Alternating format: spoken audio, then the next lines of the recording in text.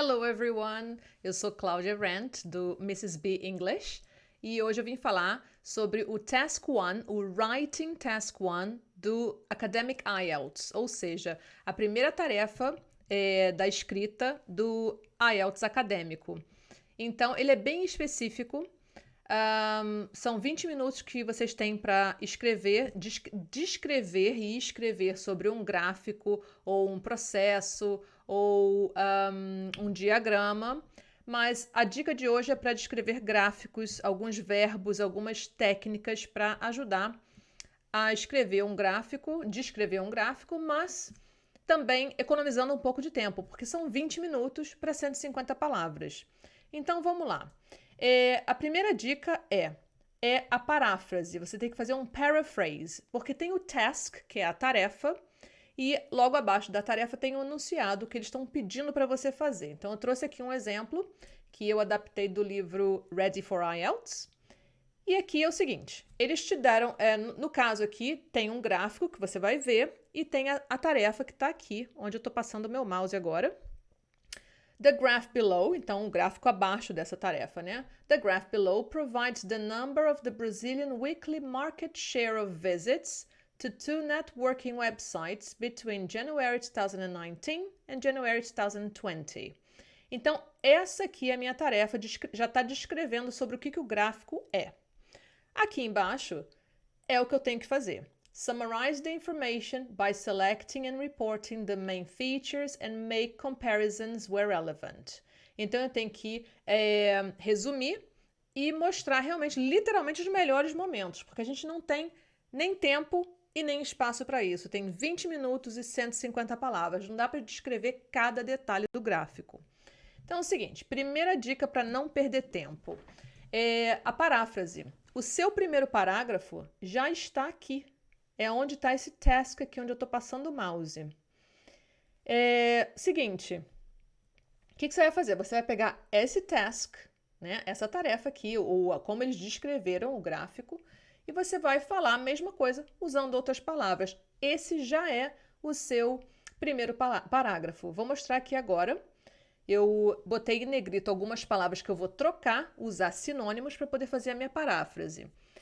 E já contei aqui, ó, nessa task original do IELTS tem 24 palavras. E cada palavrinha conta, né, gente? Porque se você escrever muito mais do que 150 palavras, você vai ser penalizado. Se você escrever muito menos do que 150 palavras, você vai ser penalizado. Então, o ideal é ficar ali próximo dos 150, né? É muito difícil escrever realmente 150 on the nose, como a gente fala. Mas é bom ficar bem perto ali da margem. Então aqui, ó, eu fiz essa paráfrase como um exemplo. Como é que a gente pode realmente falar a mesma coisa com palavras diferentes. Isso é um exercício muito bom para fazer. E eu troquei os verbos, troquei os substantivos. Então aqui, ao invés de colocar o verbo provides, eu coloquei o verbo shows ou illustrates. Agora, às vezes, no task, na tarefa que eles te passam, eles já usam o verbo shows. Então, você pode usar o provides, trocar um pelo outro. Então, é muito interessante porque durante a prova toda do IELTS, você sabendo sinônimos ajuda muito para o listening, ajuda muito para o reading e principalmente para o writing, tá? Então, vamos lá. Então, tirei o below, porque não tem mais gráfico abaixo, né? Então, the graph shows or illustrates. Então, aqui, ó, the number of the Brazilian daily market share of visits. Eu troquei a palavra visits pela palavra hits, porque quando a gente vai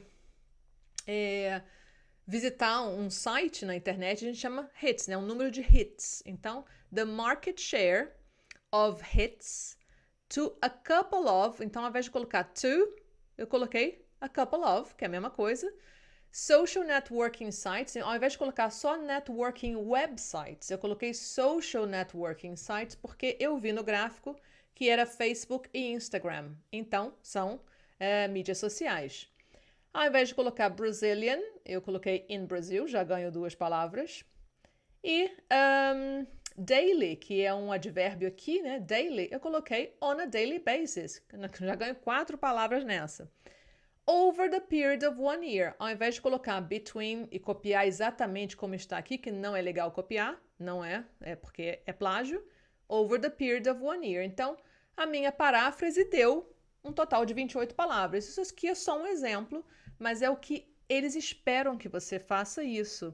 Então, o seu primeiro parágrafo deve ser uma paráfrase do task que está ali no teste, ok? Então, essa é a primeira dica. Aí você não precisa parar para pensar, eu vou escrever sobre o quê? Porque isso aí já vai para o Task 2. O Task 2 você tem que parar para pensar como que você vai começar. O Task 1 não, ele já está começado para você. É só realmente saber fazer uma paráfrase. Então vamos a algumas dicas. Eu trouxe aqui alguns verbos. Antes de falar sobre os verbos, a dica então, você tem que resumir os dados, não é descrever tudo. Descrever as informações mais relevantes. Então você olhou para o gráfico, o que te chama mais atenção. Sempre escreva sobre um apanhado geral, ou você vai colocar isso logo depois da paráfrase, que seria o seu parágrafo 2, ou você colocaria isso como a sua conclusão, né? O geral, o que você está vendo assim, de um modo geral. Se o número no início do gráfico subiu ou desceu, ou no final do gráfico, né? Subiu ou desceu. Esse é o seu geral, né? Os números subiram no período de um ano, mas subiram como? Subiram, né, de uma forma gradativa ou subiram de uma forma totalmente, como a gente fala, higgledy-piggledy, totalmente errada, né?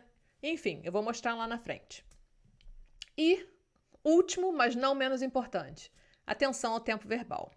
Então, vamos lá. Você viu, fez a paráfrase, olhou para o gráfico. No nosso task de exemplo aqui, eu coloquei de janeiro de 2019 a janeiro de 2020. Já está no passado simples. Eu não preciso me preocupar com verbos no presente e verbos no futuro ou verbos no presente perfeito. However, o que acontece é, às vezes, os gráficos que eles mostram, começa no passado, mas tem o tempo presente ali no meio, o agora, o momento de hoje.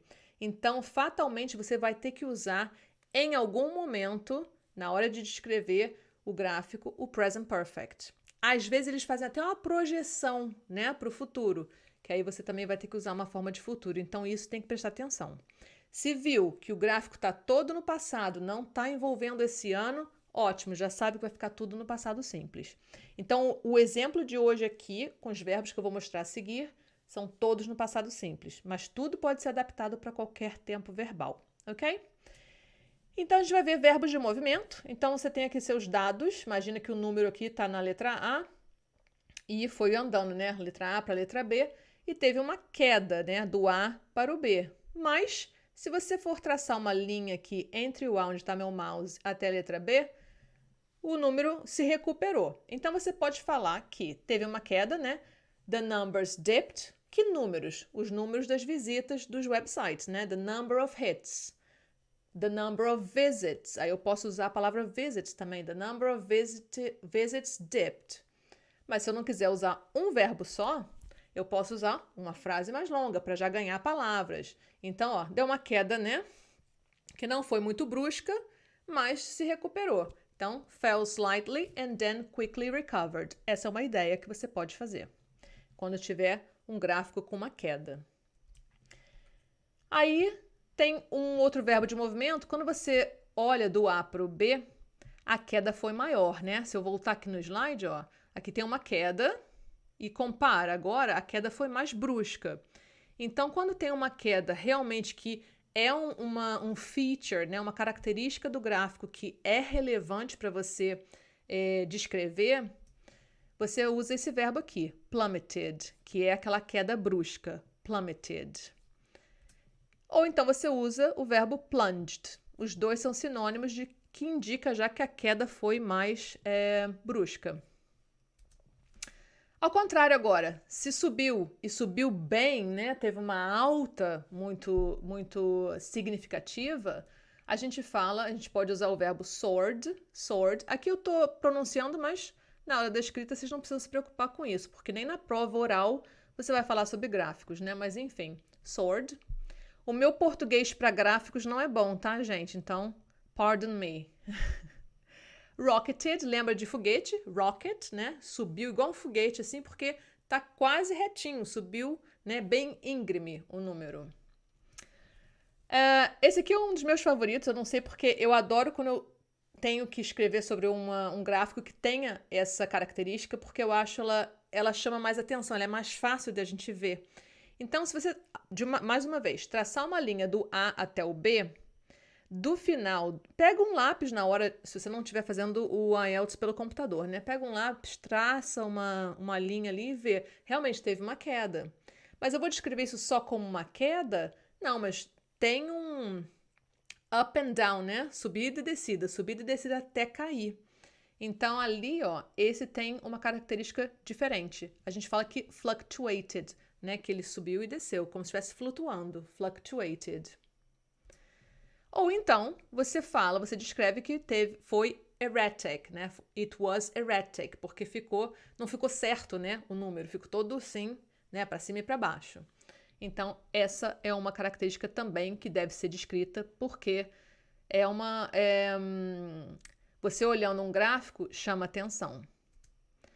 Agora, se eu tenho ali, ó, do A para o B, teve uma subida e o B parece o pico de uma montanha, né? E se você olhar para o gráfico, o B é o ponto mais alto do gráfico todo dentro de um ano, você vai descrever aquilo. Você vai falar que the number of visits hit a peak, né? Ele alcançou um pico, hit a peak. Ou então, reached a high.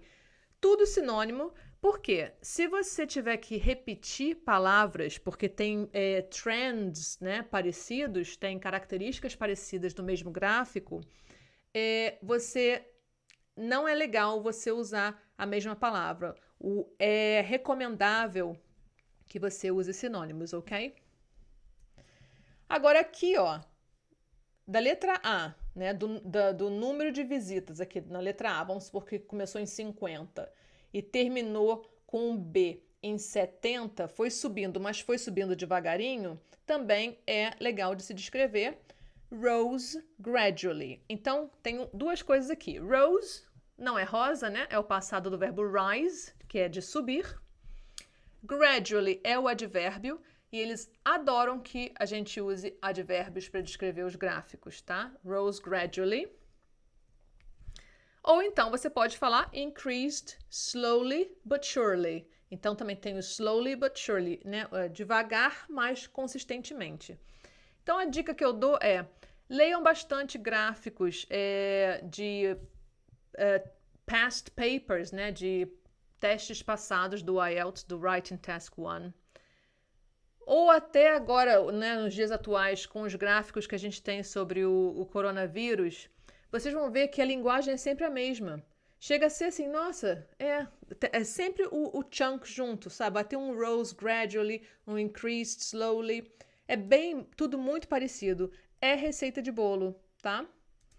Aqui é o contrário, ó. Se eu voltar aqui no slide, esse aqui subiu devagar, esse aqui teve uma queda mais devagar, mas caiu. Mas foi devagarinho. Então, aqui, fell gradually. Né? Então, caiu gradualmente. Fell gradually. Lembrando que o verbo está no passado aqui. Fell é o passado de fall. Porque a minha tarefa desse slide aqui, desse vídeo de hoje, é tudo no passado simples. Ou então, eu posso também usar o verbo decreased steadily. Né? Decreased steadily, que são sinônimos, né? De cair gradualmente. Aqui, olha, do A para o B quase não tem diferença. Então, isso aqui você não vai precisar descrever essa aqui do meio. Mas se for, dependendo do período de tempo, você vai ter que descrever o que aconteceu do A até o B, mesmo que nada tenha acontecido, como é o caso aqui, aparentemente. Então, remained stable. Então, ficou estável. Remained stable, ou então, remained flat, né? Que flat é o plano, né? Remained flat, remained stable. Ou ficou stabilized. The numbers stabilized between January and July. Tô dando um exemplo, né? Mas eu prefiro, particularmente, remained stable, porque eu tenho duas palavras ali. Agora, Uma outra dica também muito boa que é que ao invés de usar verbos para descrever os gráficos, vocês também podem e devem usar substantivos. Primeiro que fica mais formal e segundo que fica mais longo ainda. Porque ao invés de falar aqui the numbers dropped, né, os números caíram, the numbers dropped, eu posso falar there was a drop, né, teve uma queda. Ao invés de falar o número caiu, teve ou houve uma queda, né? Então aqui, ó, there was a drop. Eu tô colocando no passado simples, mas eu também, dependendo do meu gráfico, eu posso colocar no presente perfeito. There has been a drop. Aqui eu tenho que tomar cuidado com os artigos indefinidos, então a dificuldade de se usar os substantivos é essa, não é dificuldade, mas tem que prestar mais atenção porque para não errar nessas coisas, não deixar de colocar um artigo ou colocar o artigo certo. Então, ó, there was a drop, there was an increase, né? Houve uma como é que se diz? Uma alta, né? A rise, que é a mesma coisa de increase. A peak, que é o pico, né? Chegou no topo, no auge. There was a decline, né? Teve um declínio. There was a fall, teve uma queda. Ou então, there has been a fall. Aqui eu só não coloquei o N, mas pode colocar o N também. Por exemplo, there has been an increase, porque aqui tem um som de vogal. There has been an increase. Então seria o N ao invés do A aqui. Então essa é a dica de hoje para vocês. Espero que ajudem. Good luck. Espero que vocês se deem bem nas provas, nos testes. E qualquer coisa me deixa um comentário aqui que eu tento responder assim que possível. Thanks for watching.